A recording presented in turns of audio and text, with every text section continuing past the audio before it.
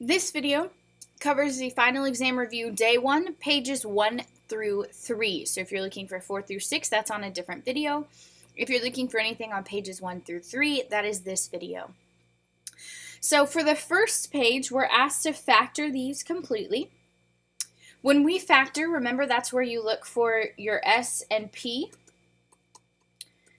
And if you have just a plain x squared, these problems are very quick and simple. So for problem 1, my product is negative 32. It's the number behind or in the very back with no x next to it. And then my sum is the middle number.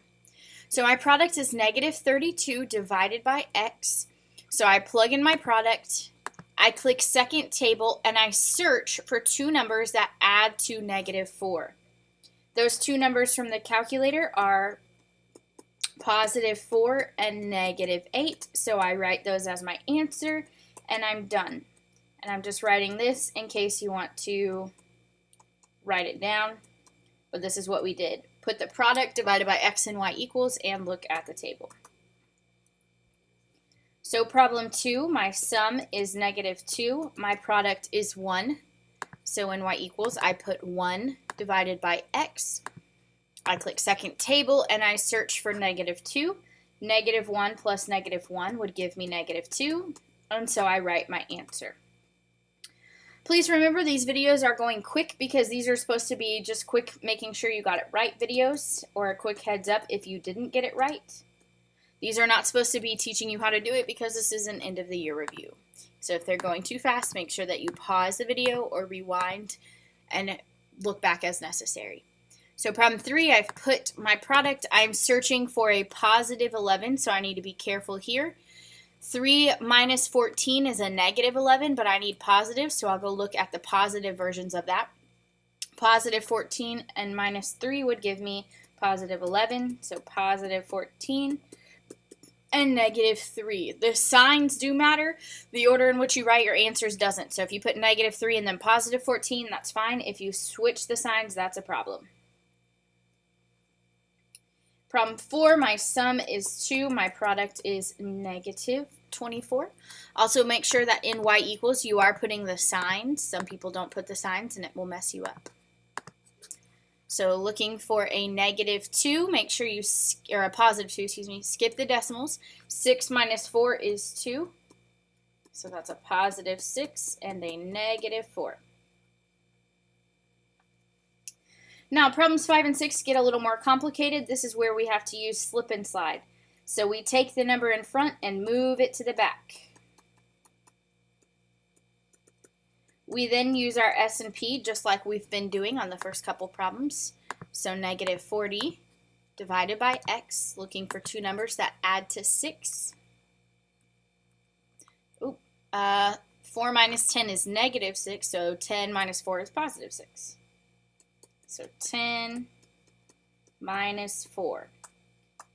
Now with slip and slide, you have to do the extra step because we move the 8 to the back through multiplication. We have to undo it through division.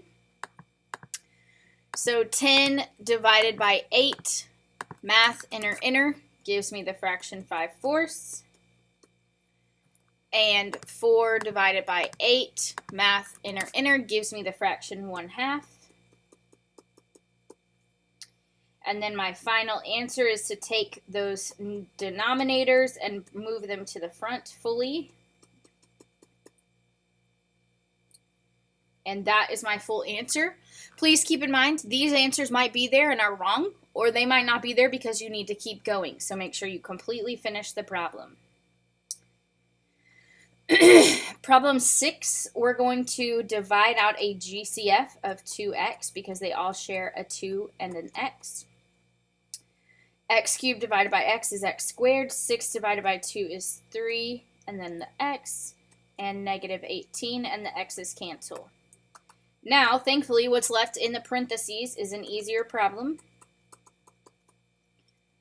I put my product of negative 18 into y equals, search for the sum of 3. 6 minus 3 would be 3. So my final answer is the 2x from the beginning and then my two factors from the calculator. I do not have to do slip and slide because my number in front was not a number bigger than 1. Problem 7, this one does not have a GCF, so I do have to do slip and slide.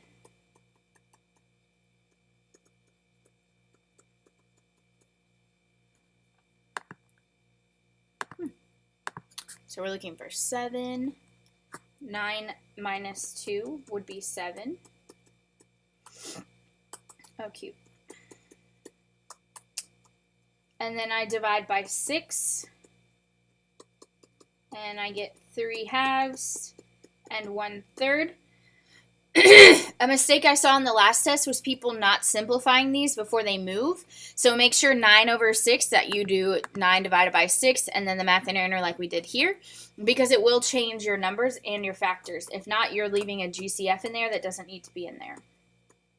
So 2 goes in front, 3 goes in front, and I'm done with that problem.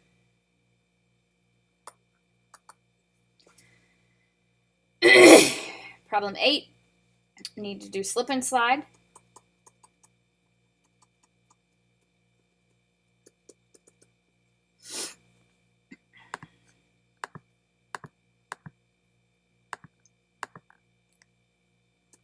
So 4 and 5 would add up to 9. Undo the multiplication. And get rid of any fractions. Again, if you do not have a fraction like this one, then you just rewrite, and that's okay. Some of your answers will have 2 numbers in front, and some will only have 1. Problem 9, we have to do slip and slide again. Make sure when you do slip and slide that you're not losing your signs.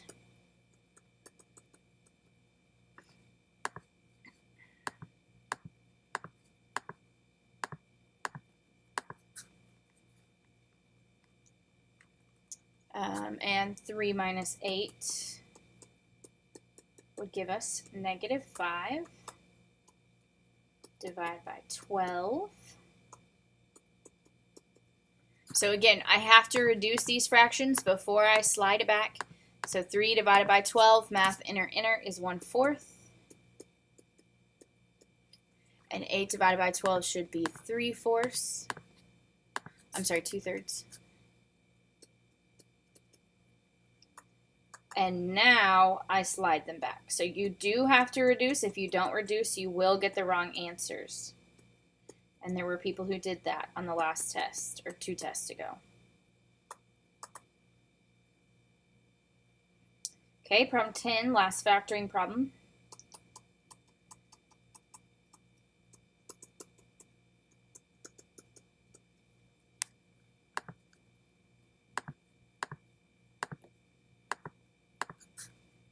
So I'm looking for 2 numbers that add to a -11.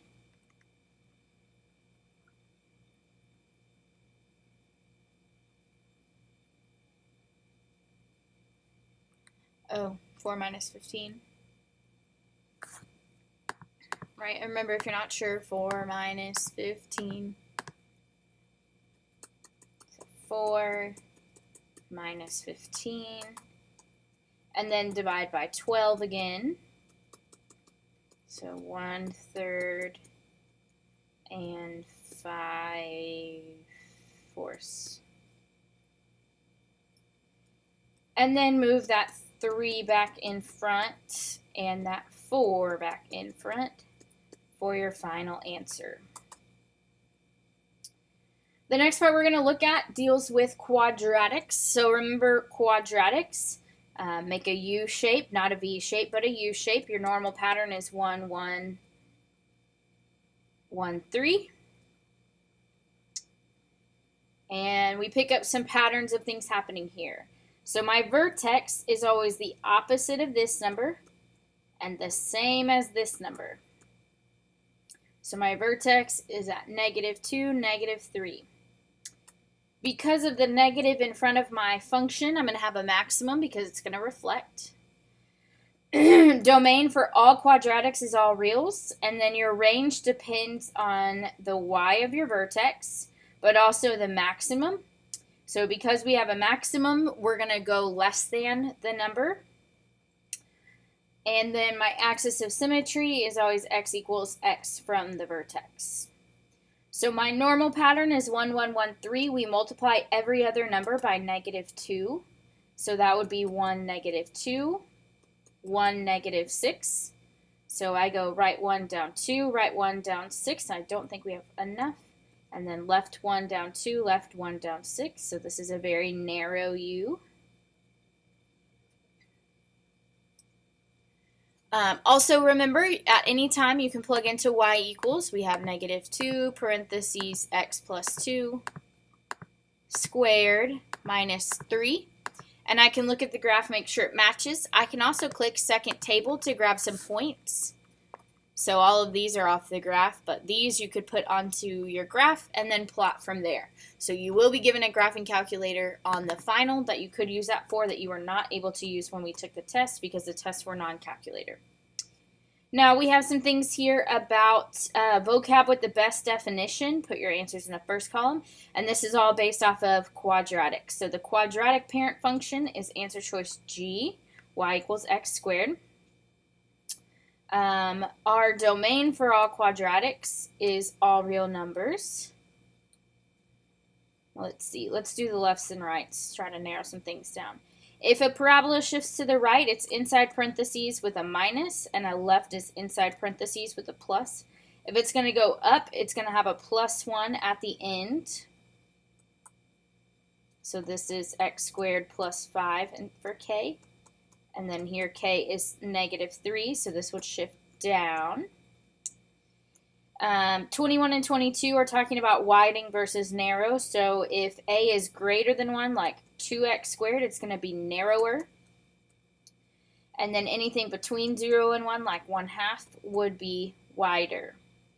20, when a is a negative, it's going to reflect or opens downward, so E. A minimum is your lowest point on the graph, so D, and a max is M, where your vertex is your highest point. So axis of symmetry is always x equals the number of x from your vertex and goes through your vertex. So therefore your vertex must be B, the point where the curve changes directions. Okay. And on 25, we're using the function x squared to translate up 2 and right 4. So right is a minus inside the parentheses. Up is afterwards. And again, if you're asked to write a function or which function matches, you can go to y equals, you can type it in and see if it does go to the right 4 and up 2. My vertex is the opposite of what's inside with x, the same as what follows. This will have a minimum because there's no negative out front. Domain is all reals. Because we have a minimum, my range will be greater than, and my axis of symmetry, x equals x from my vertex. Our normal pattern is 1, 1, 1, 3, and there's no number in front to change it. So we go right 1 up 1, right 1 up 3, left 1 up 1, left 1 up 3, and draw the graph from there.